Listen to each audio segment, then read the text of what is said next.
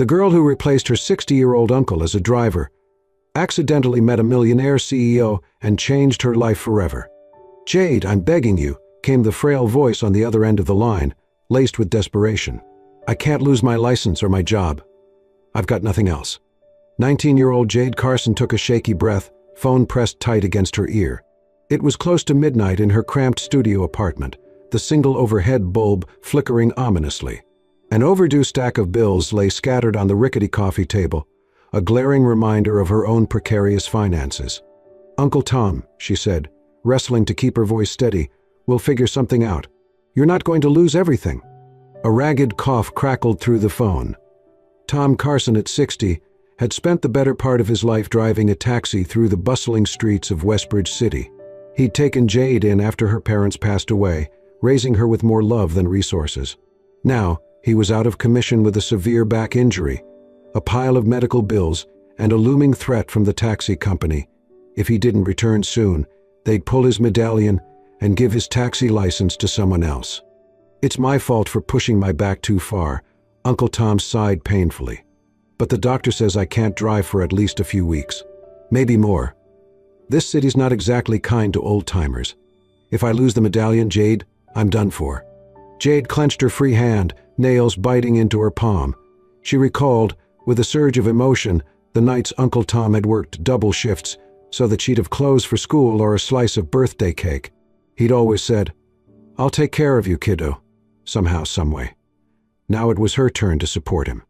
"Uncle Tom," she began slowly, "maybe I can fill in for you." He let out a dry, humorless chuckle. "Honey, you're 19. And female, at that. The guys at the taxi depot won't make it easy for you." "I know," she said, swallowing her fear.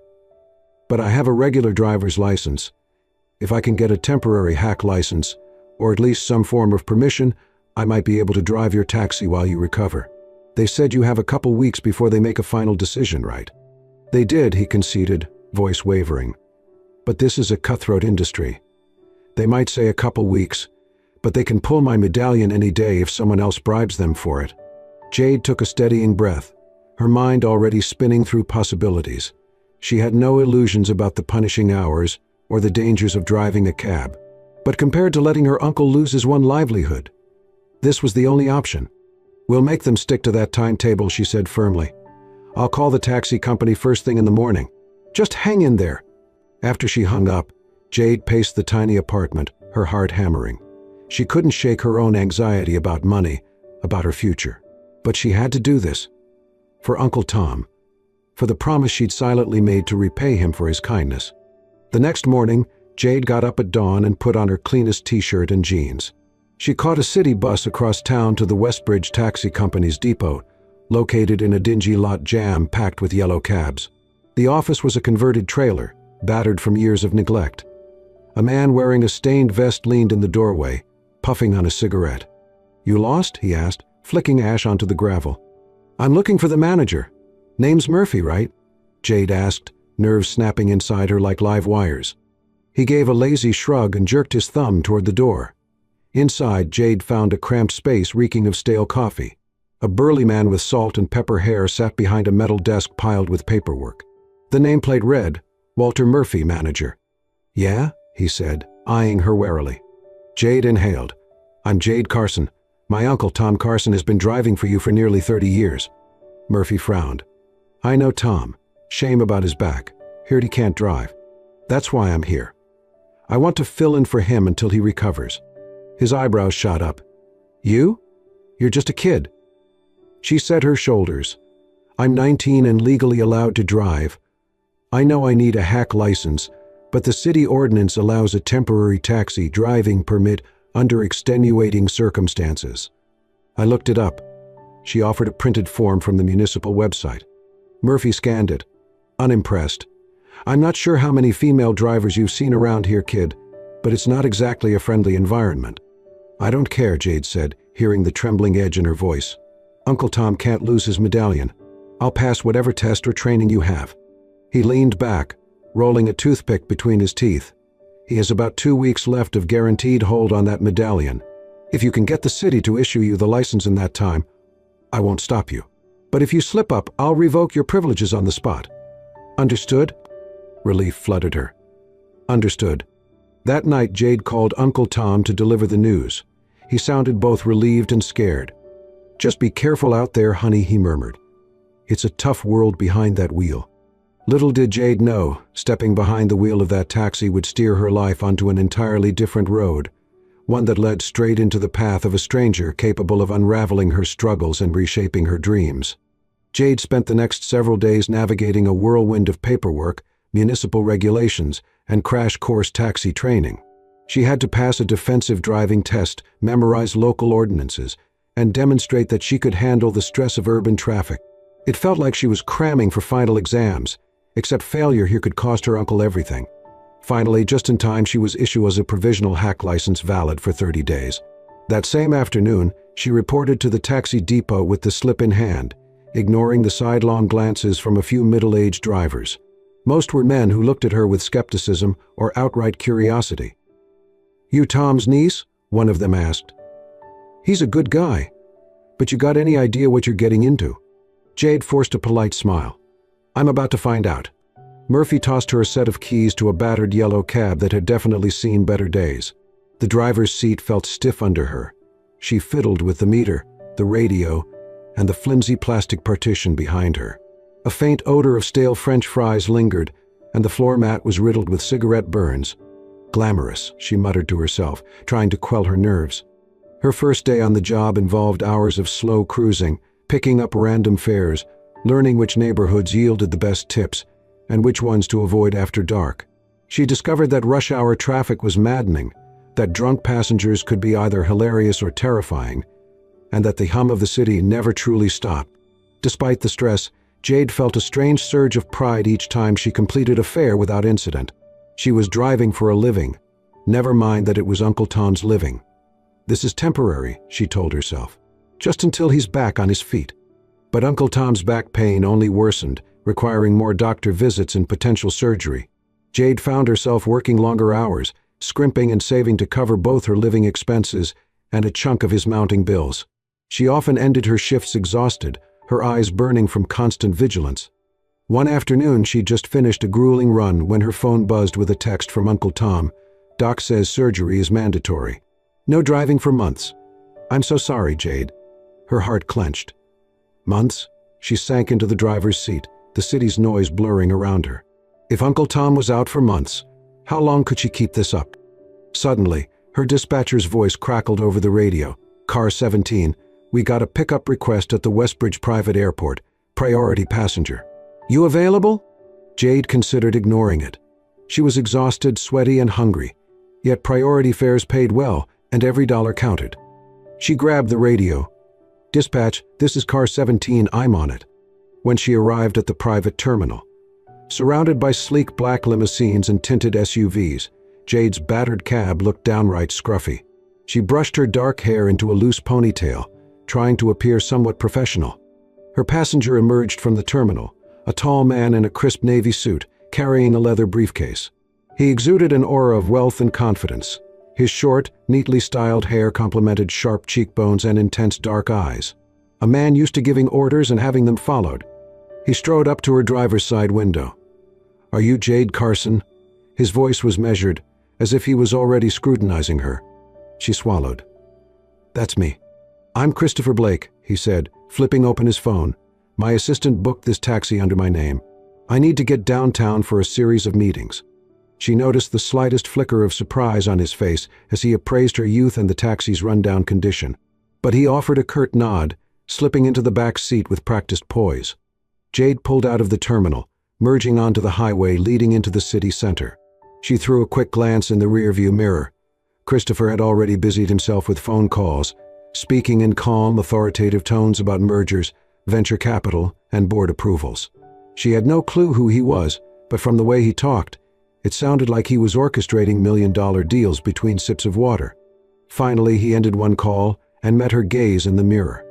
"How long have you driven a taxi?" She hesitated. "Just a little while." He arched an eyebrow. "I see. You're surprisingly calm for a newbie." Jade tried not to laugh at the idea of being calm. She was anything but. "I guess I have a lot riding on this," she said softly. He didn't pry, instead returning to his phone. Traffic thickened as they neared downtown, and Jade skillfully wove between lanes, mindful of the meter ticking away. By the time they arrived at a gleaming glass tower, Christopher had ended his final call. He handed her several crisp bills through the partition, more than the meter's readout. Jade's eyes widened at the generous tip. "Thank you," she said, voice catching. Christopher gave a polite nod. "Can you wait here for about an hour? I have a follow-up meeting. If you're free, I'd like to use you for the remainder of the day." She blinked, startled. Sure, I can do that." And just like that, she spent the afternoon driving Christopher to 3 different offices and 1 upscale restaurant. He took calls, hopped out for quick visits, then returned without missing a beat. She kept the engine running, glancing at him in the mirror when he wasn't on the phone, wondering who this man was and why he carried himself like he owned half the city. When the final stop came, a boutique hotel in the city's financial district, Christopher opened the door but lingered. "Thank you, Jade. You're resourceful and punctual. I appreciate that." He handed her his business card. "In case you ever decide taxi driving isn't enough." Jade didn't know what to say. She tucked the card into her pocket, watching as he strode into the grand lobby. The entire day felt surreal, as though she'd gotten a glimpse of a different reality, one where money didn't strangle you at every turn. She checked the tip he'd left, enough to pay for Uncle Tom's upcoming MRI test. Relief coursed through her. Little did she know, this was only the first of many strange and fortuitous encounters with the man who would come to embody the second chance she so desperately needed.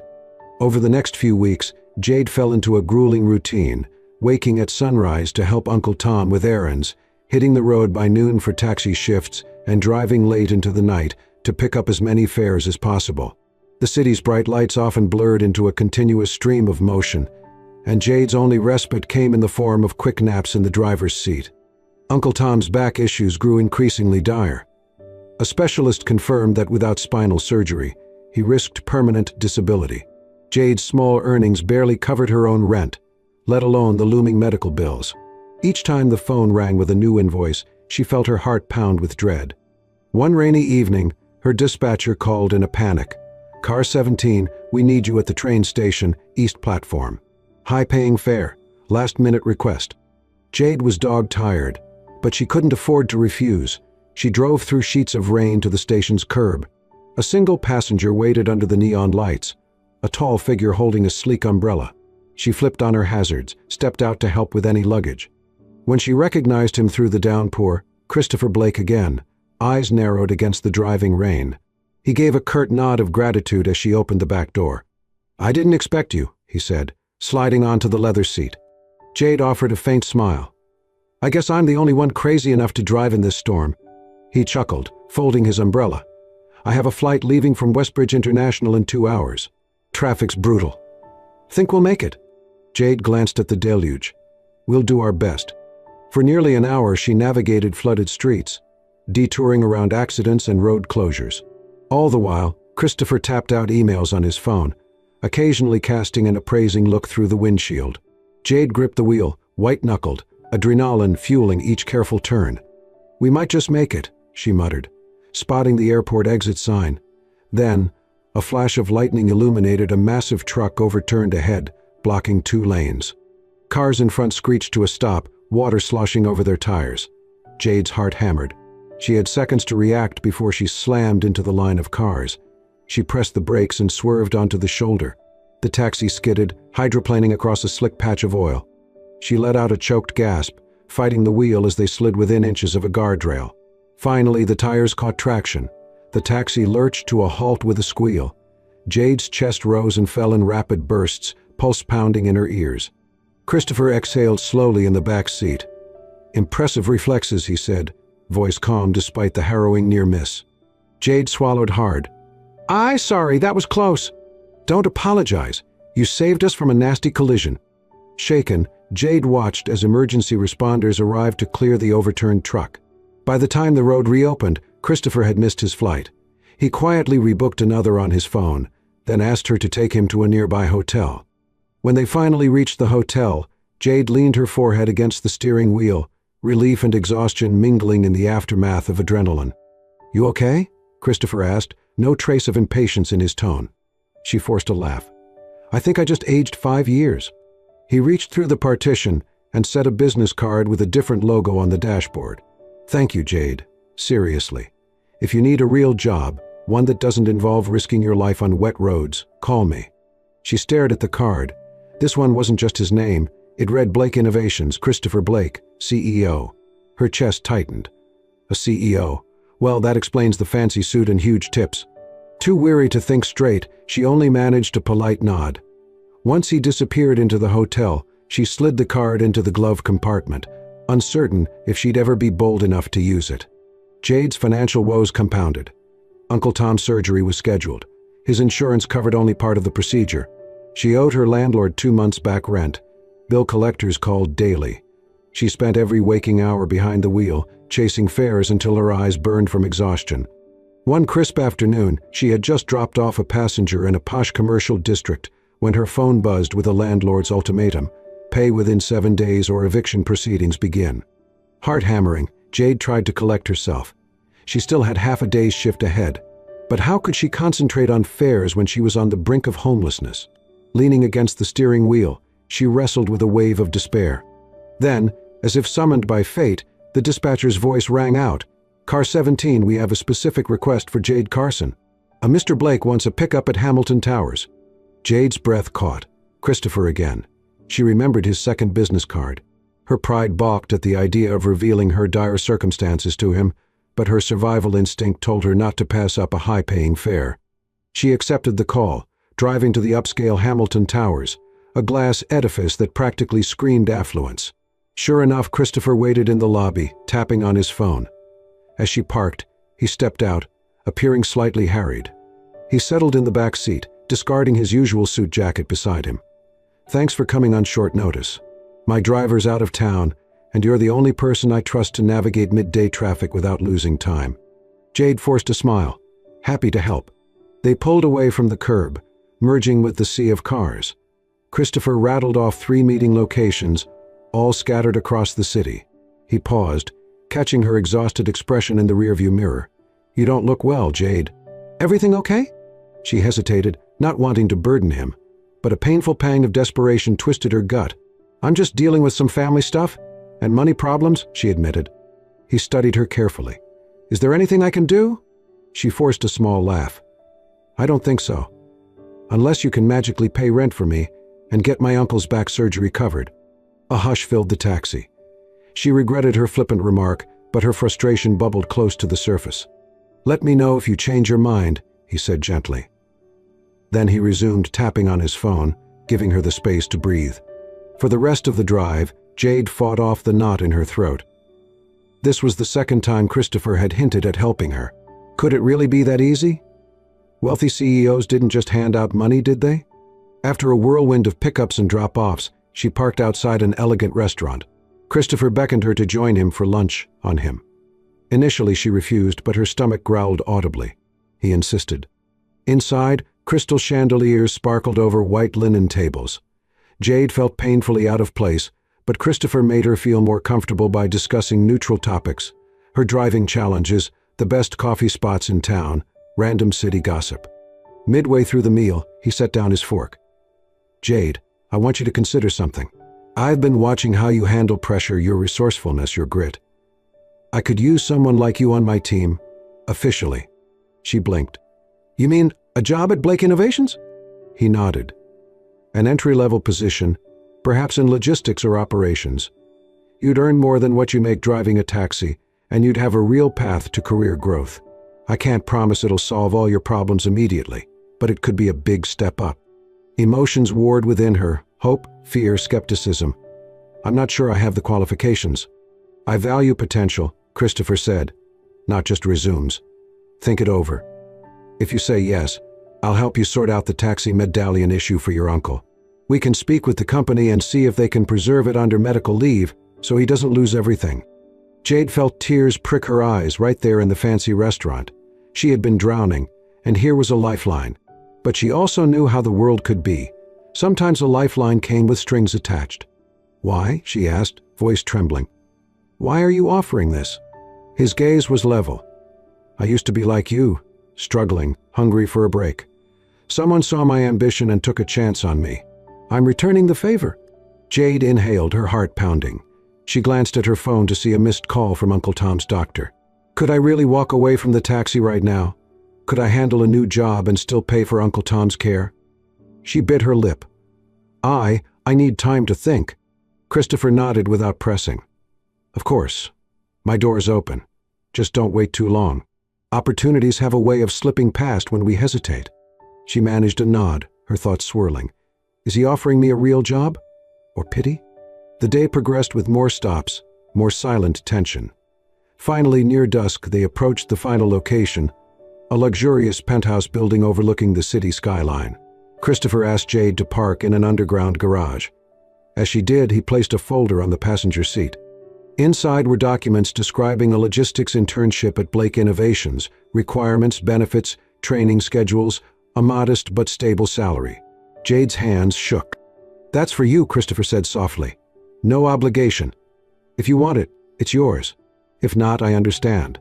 Tears prickled Jade's eyes. But I don't have a degree, or time to go to classes. And what about Uncle Tom's taxi medallion? If I don't drive, he loses it. He exhaled. I've done some research. There's a clause allowing a medallion holder to keep it under extended medical leave, provided they apply before the initial provisional period ends. I can help push that paperwork through. She stared at him, disbelief washing over her. Why? She whispered. You barely know me. Christopher gave a gentle shrug. Someone once saw potential in me when I was at rock bottom. I'm paying it forward, and I like your determination. If you succeed, I gain a talented employee. If not, at least I tried. It felt like stepping off a cliff, but Jade nodded shakily. Okay, she whispered, tears threatening to spill. I'll do it. Uncle Tom's relief was palpable when Jade told him the plan. Focus on your new job, kiddo, he said, voice cracking with pride. If that man can save my medallion, I won't lose my livelihood. And you won't lose yourself in that taxi seat. They processed the medallion paperwork with the city. Christopher used his connections to expedite approvals. Murphy, the taxi manager, let Jade walk away with no hard feelings. He even wished her luck. The next day she returned the taxi keys for good, feeling an odd pang of nostalgia for the battered cab. Jade walked into Blake Innovations headquarters, an architectural marvel of steel and glass. Clutching her new ID badge, she stepped into the elevator, nerves fluttering. She wore a simple blouse and skirt, courtesy of a local thrift store, but she carried herself with a fresh sense of possibility. That morning, Christopher introduced her to a small team handling the logistics of internal projects. They welcomed her politely, though a few looked puzzled. Why was the CEO personally guiding this newcomer? Over the following weeks, Jade immersed herself in training sessions on project management software, corporate etiquette, and analytics. She took notes voraciously, applying the same grit she'd used on the city streets. Between tasks, she visited Uncle Tom, who was recovering post-surgery, ensuring bills were paid on time with her new salary. Christopher's support went beyond an executive interest in her progress. Occasionally, he stopped by her cubicle to chat, asking about her day, her uncle's health, her ambitions. He'd sometimes invite her to observe certain meetings, explaining the nuances of negotiations. Jade soaked it up, impressed by how calm and precise he was, even when billions of dollars were on the line. Bit by bit, their professional rapport took on a more personal warmth. They lingered over coffee breaks, talking not just about work but about favorite foods, childhood memories, the future they dreamed of. Jade found herself looking forward to these moments more than anything else in the day. One evening, after an especially stressful day of back-to-back project deadlines, Christopher offered to walk her out. A light rain fell outside the gleaming lobby, the city lights reflected in puddles on the pavement. Have dinner with me, he said, as they paused beneath a wide awning. She blinked, heat rising in her cheeks. Dinner? Like a business dinner? His eyes flickered with amusement. Not exactly. A dinner for two if you're interested. Jade felt a twist of excitement mingle with nerves. I would love that. They ended up at a cozy Italian bistro, its warm glow a stark contrast to the skyscrapers outside. Over pasta and shared laughter, they opened up. Christopher confessed how he'd once been broke, nearly losing his first startup before a mentor stepped in with funding. Jade admitted how terrified she'd been behind the taxi wheel, living paycheck to paycheck. By the time dessert arrived, something unspoken yet undeniable had shifted between them. Jade felt more alive than she had in years, maybe ever. The weeks that followed brought more late-night conversations. Sometimes they strolled through downtown after the offices emptied, talking about technology, city politics, or random childhood anecdotes. Eventually, Christopher asked her to accompany him to a charity gala. She borrowed a simple black dress from a coworker, hair pinned up, heart thudding with excitement. That night, they danced to a gentle waltz under glittering chandeliers, surrounded by the city's elite. Christopher's hand settled lightly on her waist, his gaze locked on hers. No words were spoken, yet everything was said. When the music ended, they gravitated to a quiet corner, breathless with the revelation that this was no mere office romance. In the days that followed, Jade's presence at Blake Innovations evolved. She was promoted to a junior coordinator role, tackling projects head-on. Co-workers gossiped about her closeness to the CEO, but she proved her capabilities, earning respect on her own merit. Christopher, for his part, navigated the delicate balance of personal and professional boundaries with unwavering support for her growth. Uncle Tom recovered enough to walk without a cane. The city granted him an extended medical hold on his medallion, which he could reclaim when fully able. One evening, Jade brought Christopher to Uncle Tom's modest apartment for dinner, bridging the two worlds that had shaped her. Over a humble meal of homemade stew, Uncle Tom took Christopher's hand and said, "Thank you, son, for looking out for my girl." Christopher's reply was simple. "She's changed my life as much as I've changed hers." About a year later, Jade's transformation was impossible to deny. She had blossomed into a confident professional, someone who held her own in meetings with senior executives. By then, she and Christopher were openly in a relationship, though she still remembered the days of driving that creaking yellow taxi, uncertain if she'd even have a place to sleep the next month. On a cool autumn evening, in a sun-dappled garden overlooking the Westbridge River, friends and family gathered for a small, intimate ceremony. Jade wore a flowing ivory gown with delicate lace at the sleeves. Christopher stood at the altar, a gentle smile lighting his face. Uncle Tom, upright and proud, gave Jade's arm a reassuring squeeze before handing her over. As they exchanged vows, Jade felt tears spill down her cheeks. She thought back to the day she first stepped into that taxi for Uncle Tom, how desperation had led to the greatest gift of her life. She felt Christopher's ring slide onto her finger, a promise of partnership, love, and faith in each other's potential. When they turned to face the guests, the applause was full of warmth. Uncle Tom's cheers rose above the others, tears glistening in his eyes. Jade and Christopher made their way down the aisle, hand in hand, ready to continue writing the next chapter of their lives together. A small reception followed, the gentle hum of conversation blending with soft music. Christopher proposed a toast, recalling that harrowing drive in the rain, how Jade's composure behind the wheel had sparked more than just admiration. It sparked a desire to know the courageous woman who refused to let life break her. Jade, overwhelmed by gratitude, lifted her glass and thanked everyone who had believed in them, Uncle Tom, who taught her to fight for family, the colleagues who gave her a chance to succeed, and the unexpected generosity of a CEO who saw more in her than she saw in herself. In that moment, Jade realized that the improbable journey, from terrified taxi stand-in to a beloved partner, from scrappy underdog to integral team member, wasn't just a twist of fate. It was a testament to resilience, an enduring reminder that sometimes the greatest detours in life lead us straight to where we belong. On a sunny afternoon, she picked Uncle Tom up from his last physical therapy session, driving Christopher's sleek company car. Ironically, Uncle Tom hobbled out on a cane, still sore but grinning ear to ear. Once he was settled in the passenger seat, Jade asked, "So, how does it feel to be free of that wheelchair?" Uncle Tom let out a contented sigh. "Feels like I've been given a second chance. Same as you, kiddo." He patted the seat's armrest, "Though I might stick to letting you drive for a while." Jade laughed, navigating away from the rehab center. The radio played softly, the city streets alive with possibility. A wave of gratitude washed over her. For Christopher, for this new path, for the fact she could finally take care of the man who had sacrificed so much for her. Because when she'd started that taxi route, it was out of desperation and love. She never dreamed she'd stumble into a CEO who'd see potential in a girl with no formal education, no fancy degree, and no safety net. Yet life has a way of surprising those who refuse to give up. As Uncle Tom dozed in the seat beside her, Jade vowed never to forget where she came from, or the moment she'd nearly crashed in a rainstorm with Christopher in the back seat. That near catastrophe had, in a strange twist, guided her onto a road of new beginnings.